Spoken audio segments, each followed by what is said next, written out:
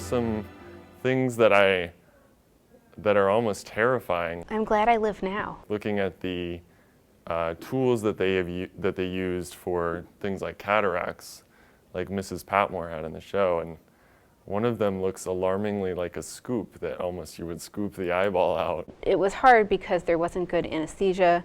They didn't have the antibiotics that we have now. There are lots of pokers and tweezers, and so there was a lot of danger in living in the time period. It's hard to imagine. It makes me wonder, a century ago, did the people who actually lived those lives, what kind of faith did they have in their doctors?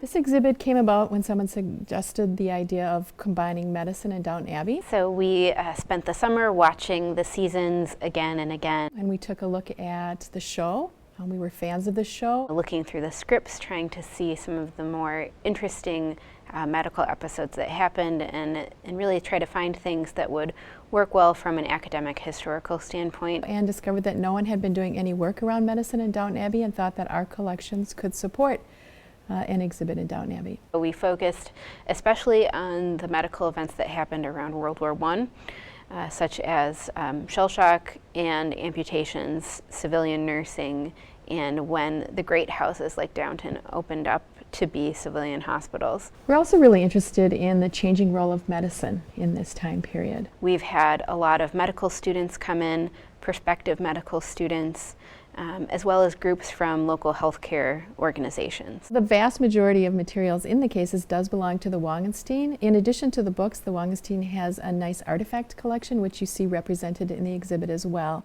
I think people who come see the exhibit who love Downton will come away with a new understanding of the show. You don't really categorize that into medicine when you're watching the show. It's just crazy things that are happening, but then you think about it and you realize there was all those things with the war, many of the characters' deaths, Mrs. Hughes' cancer and Mrs. Patmore's cataracts. So this library, while it is in an academic setting, is open to the public, and we encourage anyone to come and visit the exhibit.